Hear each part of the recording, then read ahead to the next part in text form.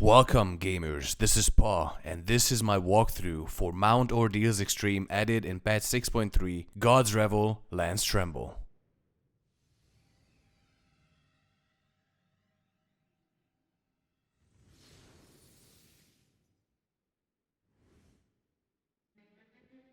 In this encounter, you will face against the Autarch of Flame, Rubicante. Quick disclaimer that this is a day 3 guide, so the strats might change over time.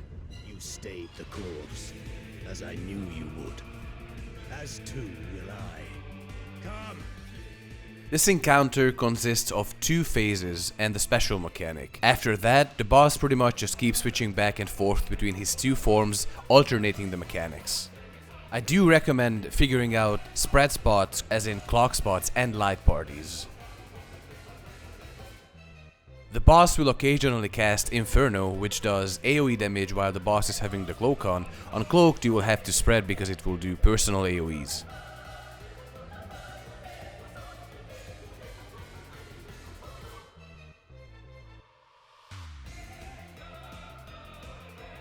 Next up is one of the returning major mechanics, Ordeal of Purgation 1 and 2. The boss will put down 3 circles, a center one, a middle one, and an outer one. And you will also notice that there are symbols around the arena, triangles and squares. The boss will also give each player a penance debuff with a timer. When it expires, you will get rooted in place, so you have to move prior to that. In addition, the boss will launch 1 or 2 fireballs from the middle, depending on how many lines are there in the inner circle. The first set is very simple. There's a single fireball going out, and the center and the outer rings will rotate. The outer rings rotating will also rotate the symbols around the arena. If it's a square, it will be a half rune cleave in front of the square symbol. If it's a triangle, it will be a triangle shape, a cone-shaped AoE in front of the triangle. So use your eyeballs and find the safe spot. The second set is the simplest ever. There's this V-shaped line in the inner circle. You have to go to the opposite. Always, just go to the opposite of the V-shape, because it will be 2 square AoEs going out, leaving 2 adjacent pizza slices saved next to each other. For these ordeal mechanics, you can also mark somebody who knows the safe spots for sure with the Dorito marker, so people can just follow them.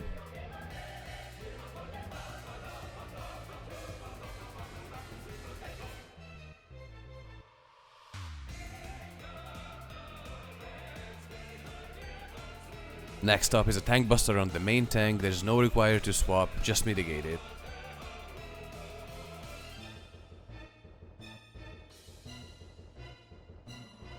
Next up, the boss will start spinning in a fiery tornado, and these AoEs on the edge will appear and start rotating clockwise. You have to split into the light parties you figured out at the beginning of the fight and keep rotating as the circles go. Avoid these orange AoEs and the dimensional blackish reddish AoE in the middle.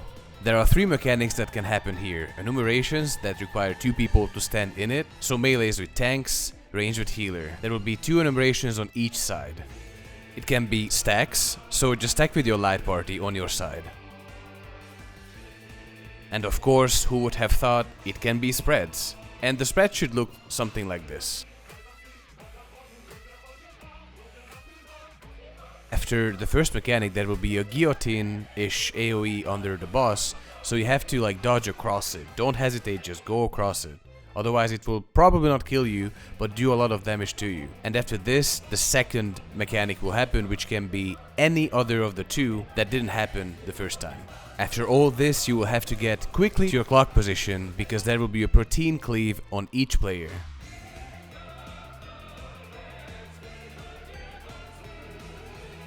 Another Cloaked Inferno cast, so it's just healing and mitigation.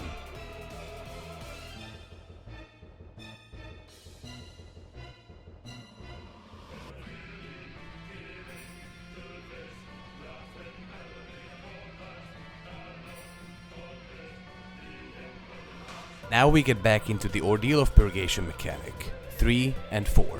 The third set has 2 fireballs going out with only triangles, so just find the 2 triangles that are about to go out and walk between them max melee. Max melee is on the edge of the purple circle.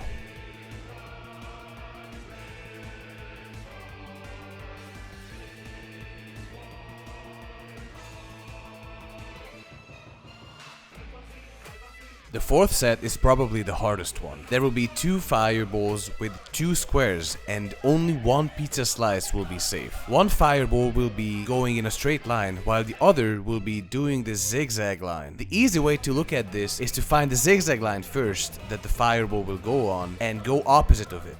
Then find where the other straight fireball will be ending up. If it's to the left, go to the back right. If it's to the right, go to the back left.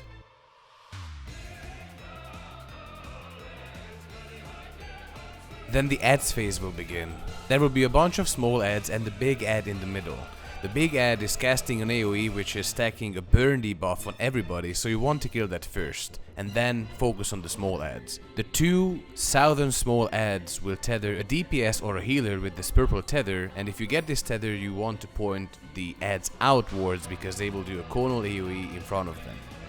The 2 northern adds on the side, so northeast and northwest, will tether a random player, but this tether has to be picked up by tanks, since this is a tank buster tether. So the tanks also have to use proper mitigation to live this. It doesn't hit that big, so you don't have to use that many cooldowns.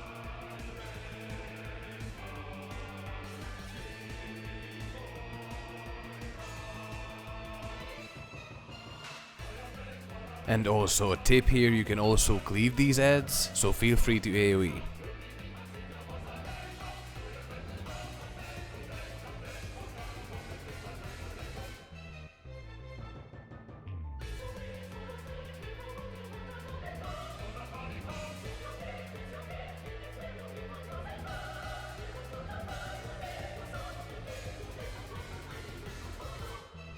Then the boss will cast a big AoE, so shield and heal as necessary, and I also recommend saving the 2-minute cooldowns here, since the add phase is not that big of a DPS check. In fact, it doesn't have a DPS check, really.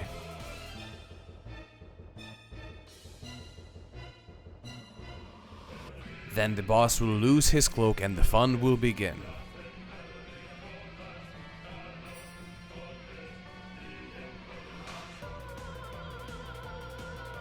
There's a bunch of mechanics happening here, so I will try to break it down slowly. Everybody will get a spread that will go out later on. In addition to this, either supports, so healers and tanks, or DPSers will get a flare. The other role will get nothing, except one of the players who did not get flare will get a stack marker. Flares stay out, and the stack and the 3 nothings go in to the middle. There are multiple ways to solve this mechanic. You can do color partners, or you can just YOLO it. What I did is try to play it safe. That spinny orange thing in the middle indicates if it's intercardinal safe or cardinal safe. So in this case, DPS have the flare and intercardinals are safe first. So my movement is from my intercardinal, I go to the closest clockwise cardinal to drop my flare, then dodge back to my intercardinal for the spread. You can put 2 flares into the same safe zone, but you have to be on the edge of it.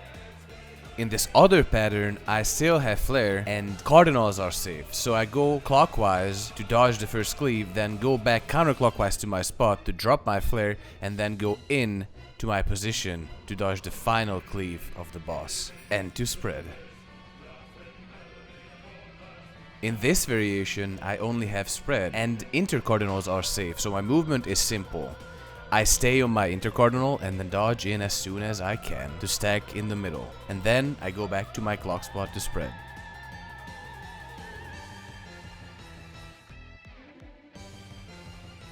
In this iteration, I only have spread again, and cardinals are safe, so my movement is I go from my intercardinal to the closest clockwise cardinal, then dodge in as soon as I can to stack, and then go back to my intercardinal to spread. The movement I did is applicable to support as in tanks, healers and DPS, so you can copy it on any role. Next up, it's an Uncloaked Inferno cast, so go to your clock spot to spread.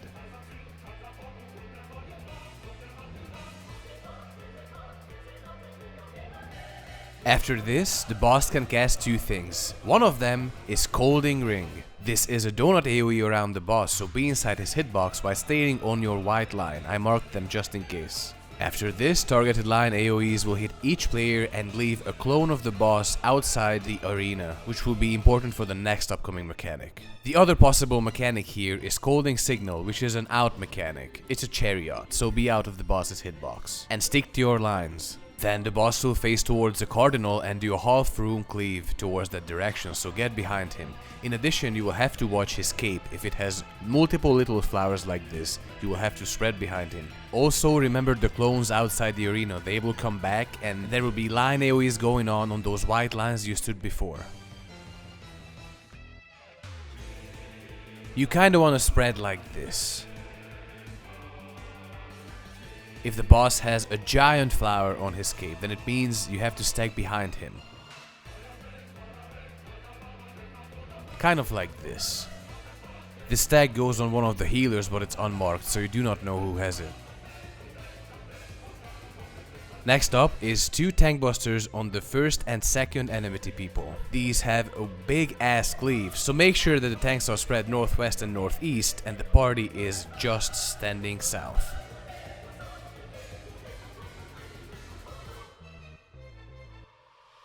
After this, we will go back to our favorite mechanic, Ordeal of Purgation, 5 and 6.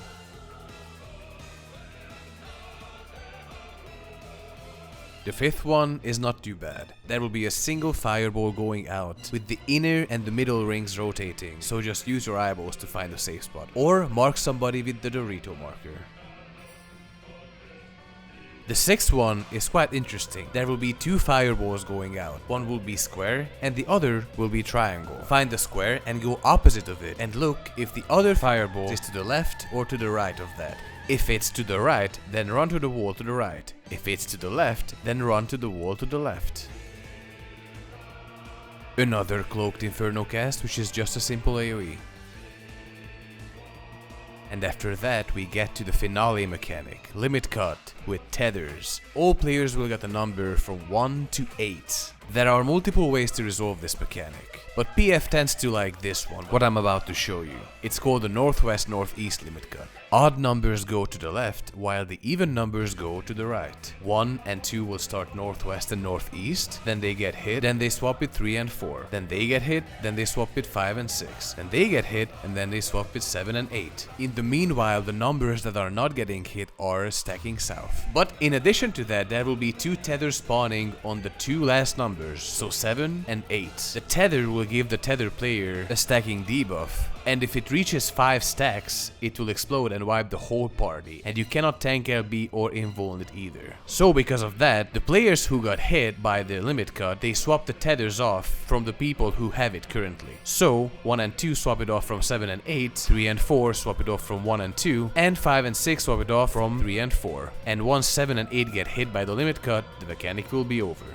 If you have really good DPS, you might as well skip this mechanic completely, or just see a bit of it, or kill the boss shortly after the mechanic is over. If your DPS is slightly lacking, you might see a few more mechanics after this limit cut. There will be a spread Inferno cast again with an in or out mechanic, and a spread or stack, another Ordeal of Purgation 7 and 8, and then it's end rage. The fight is roughly 11 minutes long. If you like my walkthrough, please comment, like and subscribe, and check out my Twitch for more content. Peace, and see you next time.